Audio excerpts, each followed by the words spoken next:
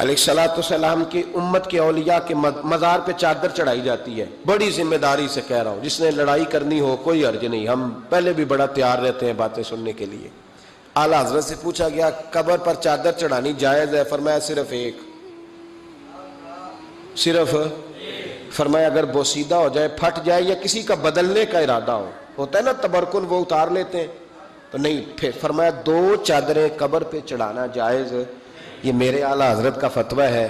فاضل بریلوی فرمایا کرتے تیرا بڑا دل کرتا ہے نا تو تو اس چادر کی عوض 2 جوڑے خرید کے کسی غریب کو دے اور اس کا ثواب صاحب مزار کو دے دے.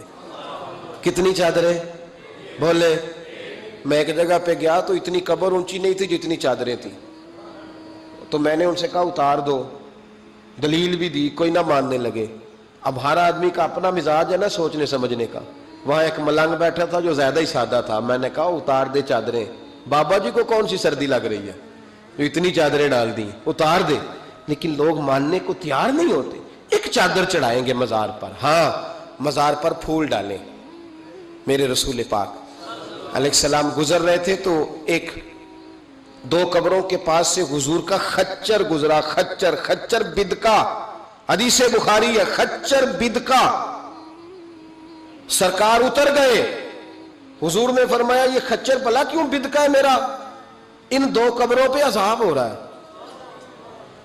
قبروں کے اندر عذاب ہو رہا تھا. جس خچر پر حضور بیٹھ جائے اسے بھی اللہ غیب کی نظر عطا فرما دیتا ہے, اسے بھی سمجھ آ گئی کہ اندر عذاب ہو گئے. خچر پر حضور بیٹھے.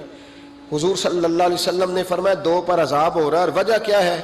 ایک بندہ پیشاب کے چیٹوں سے نہیں بچتا تھا, دوسرا غیبت کرتا تھا, لہذا عذاب ہو رہا ہے. بچنا چاہیے نا ان دونوں چیزوں سے. میرے حبیب پاک نے فرمایا 2 ٹہنیاں توڑ کے لاؤ. 2 ٹہنیاں لائی گئی, حضور نے قبر پہ ڈال دی. فرمایا جب تک یہ خشک نہیں ہوں گی قبروں کے عذاب میں تخفیف رہے گی. قبر پہ پھول ڈالے, پھول جب تک تر و تازہ رہیں گے عذاب میں تخفیف رہے گی. بات کی سمجھ آ گئی؟ اب تو لوگ کہتے ہیں دلیل دو جی, قبر پہ بیٹھ کے قرآن پڑھنا جائز ہے. لو دلیل سن لیں, مشکات کی حدیث ہے. میں نے کہا تھا جلدی میں آپ کو ساری باتیں سے, مضمون یہ بڑا طویل ہے, ہر پہلو پر بات کھول کے کی نہیں جا سکتی. قبر پر کھڑے ہو کے قرآن پڑھنا یا تلاوت کرنا یا اصال ثواب. سنو, مشکات میں حدیث ہے, کتاب الایمان میں, رسول پاک پڑھیے درود شریف صلی اللہ تعالی علیہ وسلم. حضور صلی اللہ علیہ وسلم نے حضرت سعد بن معاذ کا جنازہ پڑھایا, پھر حضور قبر پہ کھڑے ہو گئے اور نبی پاک تسبیح پڑھنے لگے, سبحان اللہ والحمد للہ ولا الہ الا اللہ واللہ اکبر. پھر حضور نے پڑھا سبحان اللہ والحمد للہ ولا الہ الا اللہ واللہ اکبر. حضرت انس بن مالک کہتے ہیں حضور کے چہرے کا اچانک رنگ بدلا, آنکھوں میں آنسو آئے. حضور نے زور سے پڑھنا شروع کر دیا سبحان اللہ والحمد للہ ولا الہ الا اللہ واللہ اکبر. کہتے ہیں حضور نے زور سے پڑھا, آہستہ آہستہ محبوب کے چہرے پہ خوشی آنے لگ گئی. جب حضور فارغ ہو گئے, دعا مانگی, نکلنے لگے تو عرض کی یا رسول اللہ یہ کیا تھا؟ حضور فرمانے لگے تمہارے بھائی کی قبر تنگ ہو گئی, میں نے تسبیح پڑھی ہے تو اللہ نے اس کی قبر کو کشادہ کر دیا ہے. اللہ نے اس کی قبر کو, تو پھر اس کا مطلب ہے قبروں پہ کھڑے ہو کے تلاوت کرنا, عبادت کرنا, ان کے لیے کوئی تسبیحات پڑھنا, یہ نبی پاک کی سنت ہے صلی اللہ تعالی. یہ مسئلہ بھی سمجھ میں آ گیا. اب آگے چلتے ہیں. کہتے ہیں جی ختم, پھر آخر میں ختم شریف ہی رہ جاتا ہے کہ وہ ختم شریف نہ پڑھیں. اگر آپ مجھ سے میرا چھوٹا سا تجربہ پوچھیں نا, تجربے کی بات یہ ہے کہ اب ختم نہ دلانا فیشن ہے. اب یہ فیشن ہے کیونکہ اب لوگ کام وہ کرنا چاہتے ہیں جو باپ دادا نے نہ کیا ہو, تھوڑا سا انوکھا کام, ذرا سٹائل ذرا ہٹ کے, کیونکہ ختم دلانا بزرگوں کا طریقہ چلا آ رہا ہے. کہتے ہیں ختم دلاتے ہیں بڑی معذرت کے ساتھ, کچھ باتیں مجبوری ہوتی ہیں, وہ ہماری مجبوری ہوتی ہے. ہم پر سوالات کیے جاتے ہیں تو ہمیں پھر اپنی جماعت کی ترجمانی کرنی پڑتی ہے, اور بعض جگہ پہ دل نہیں کرتا بات کرنے, طبیعت نہیں چاہتی, بلکہ یوں سمجھ لیں کچھ لوگوں کو ہم اس قابل نہیں سمجھتے ان پر بات کی جائے. لیکن پھر بھی بات, جب سوال اٹھتا ہے تو بات کرنی. میں نے بڑا عرصہ پہلے کہا تھا کہ عیسائی ہو نا, غریب ماڑا, تو لوگ پوچھ لیتے ہیں اس کے ساتھ کھانا کھانا جائز ہے, پوچھ لیتے ہیں نا. اگر ٹرمپ آ جائے تو جی وہ بھی عیسائی ہے کہ نہیں؟ بولے یہ جو آپ کے وہ آتے ہیں وزیر خارجہ وہاں سے، یا ان کا کوئی رکن پارلیمنٹ آتا ہے، تو آپ کے وزیر اعظم، وزیر خارجہ ان کے اعزاز میں ظہرانہ دیتے ہیں نا، تو ٹیبل پہ کھانا لگا ہوتا ہے، ادھر ہمارا بیٹھا ہوتا ہے، ادھر ان کا بیٹھا ہوتا ہے، جائز ہے؟ پوچھا کسی نے مسئلہ؟ کیوں؟ وہ تگڑا ہے اس لیے؟ پاکستان کا عیسائی ہو تو فتویٰ اور ہے، اور امریکہ کا ہو تو فتویٰ بولے، صحیح کہہ رہا ہوں؟ امریکہ والے عیسائی ہیں کہ نہیں؟ سارے عیسائی ہیں۔ تو ٹرمپ آ کے بیٹھ جائے سعودی عرب کے بادشاہ کے سامنے، چلو کھلی بات کر لیتے، اس کے ساتھ کھانا پینا جائز ہو جاتا ہے۔ اور اگر عیسائی ماڑا ہو، پاکستان کا ہو، مزدوری کرتا ہو، پھر سارے لوگ پوچھتے ہیں نا مسئلہ کہ حضرت صاحب عیسائی سے کھانا جائز ہے، تو میں نے کہا بھائی ٹرمپ کے ساتھ بھی کھانا ناجائز ہے۔ ناجائز ہے کیونکہ اسے پاکی پلیدی کا نہیں پتا۔ جن چیزوں کو آپ ناپاکی سمجھتے ہیں ان کو خبر ہی نہیں کیا کرنا ہے۔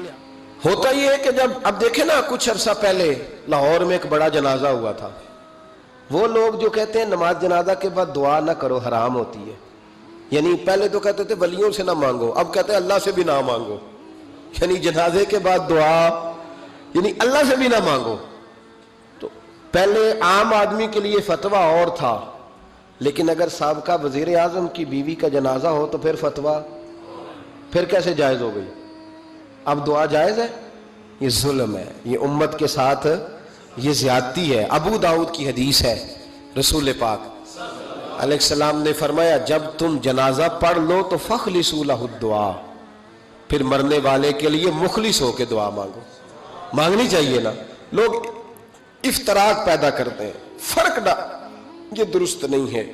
امت کے اندر یہ آپ نے بات یاد رکھنی ہے، ہمیشہ سے اولیاء کے آراس کا سلسلہ ہے، عرس منائے جاتے ہیں، ان پر ختمات شریف ہوتے ہیں۔ اب ختم شریف کے حوالے سے سن لیں، رسول کریم علیہ السلام نے ہمیں ایک دعا بتائی ہے کھانا کھانا۔ کہتے ہیں آگے کھانا رکھ کے قرآن شریف نہیں پڑھنا چاہیے، کھانا کا آگے رکھ کے آپ بسم اللہ شریف پڑھتے ہیں؟ پڑھے ذرا، پڑھتے ہیں نا ماشاءاللہ۔ یہ قرآن پاک ہے کہ نہیں؟ تو روٹی جائز ہوئی کہ ناجائز ہو گئی؟ برکت والی ہو گئی۔ بلکہ حضور نے فرمایا جو بسم اللہ نہ پڑھے اس کے ساتھ تو شیطان شریک ہو جاتا ہے۔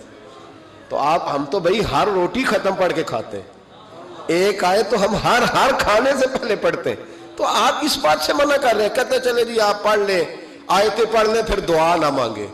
لو سن لو، سامنے کھانا رکھ کے دعا، کس بات میں الجھ گئے یار؟ امت کو بڑی بات بتاؤ، دنیا بڑی آگے چلی گئی، انہیں آگے لے کے جاؤ، تم کیا کر رہے ہو؟ کہنے لگا جی دعا نہ مانگے، توجہ کرنا میری بات پہ، کھانا آگے رکھ کے نہ مانگے۔ تو میں نے کہا تو سائیڈ پہ رکھ کے مانگ لیا کر، کھانا دور رکھ لیا، دعا یہاں مانگ لی، ہمیں کوئی اعتراض، لیکن مانگا کر، دعا مانگا کر۔ اب حدیث مسلم سن لیں، صحیح مسلم کی حدیث ہے، رسول کریم علیہ السلام کے صحابہ تبوک سے واپس آ رہے تھے، اور وہ سینکڑوں میں نہیں ہزاروں میں تھے۔ کھانا ختم ہو گیا، پانی بھی ختم ہو گیا، صحابہ کرام نے مشورہ کیا اب اس طرح کرتے ہیں، ایک ایک اونٹ ذبح کرتے ہیں، ذبح کر کے اونٹ پکانا شروع کرتے ہیں۔ ختم شریف کی بات عرض کر رہا ہوں کیونکہ اب ختم ہو گیا، سارے جمع ہو کے حضرت عمر کے پاس گئے، کہنے لگے حضور اس طرح کریں، ہم ایک ایک اونٹ اب ذبح کریں گے اور اسے کھائیں گے۔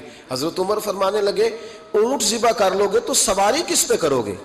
کہا حضور پھر کیا کریں؟ فرمایا جتنا جتنا کھانا تمہارے پاس ہے نا میرے پاس لاؤ۔ کسی کے پاس اتنی سی کھجوریں تھیں، کسی کے پاس آدھا کلو سرکہ تھا، کسی کے پاس چند بچے ہوئے ٹکڑے تھے، سارا کچھ حضرت عمر کے پاس لائے۔ جناب عمر نے اپنی چادر میں، اپنے صافے میں سارا کچھ باندھا، سیدھے دروازہ رسول پہ پہنچ گئے۔ نبی کریم علیہ السلام کے آگے کھانا رکھ کے، آگے لنگر رکھ کے حضرت عمر کہنے لگے یا رسول اللہ ذرا برکت کی دعا کر دے۔ ہزاروں میں لشکر ہے، یہ نظریہ ہے جناب عمر فاروق کا، یہ طریقہ ہے حضرت عمر کا، نہ اس طرح کرو، امت کو نہ لڑاؤ۔ میرے رسول کریم علیہ السلام کے غلام نے، حضرت عمر نے کھانا آگے رکھا تو حضور مسکرائے، گویا حضور کہنے لگے عمر تو تہ تک ہی پہنچ گیا ہے۔ حضور مسکرائے اور مسکرا کے محبوب نے ہاتھ اٹھائے، دعا فرمائی۔ حضرت عمر کہتے ہیں جب میں اٹھا کے لے گیا تو وزن اس کا اتنا ہی تھا، جب میں لایا تھا جتنا وزن تھا، وزن بعد میں بھی اتنا ہی تھا۔ فرماتے ہیں میں نے وہ کھول دیا، اتنا سا کھانا تھا، میں نے کہا لو بھی کھاتے جاؤ۔ کہنے لگے ہزاروں کے لشکر نے کھا لیا، کھانا پھر بھی بچ گیا۔ فرمانے لگے واپس مدینے آنے تک ہم کھاتے رہے پر وہ کھانا ختم نہیں ہوا. یہ ہے کھانا آگے رکھ کے دعا کرنے کی برکت. یہ ہے کھانا آگے رکھ کے یہ دعا کرنے کی برکت ہے. کھانا آگے رکھ کے. درویشوں کا لنگر کبھی ختم نہیں ہوتا. درویشوں کا لنگر کن کا میں کن فصلہ ٹے کن ہووے بخت سواللہ دنیا آوے کھا کھا جاوے راضی ہووے بلا. درویشوں کا کبھی لنگر ختم تو جاری رہتا ہے. ان کے آستانوں پہ ہمیشہ لنگر ختم شریف پڑھنا، اصالِ ثواب کرنا، یہ ہمارا طریقہ ہے.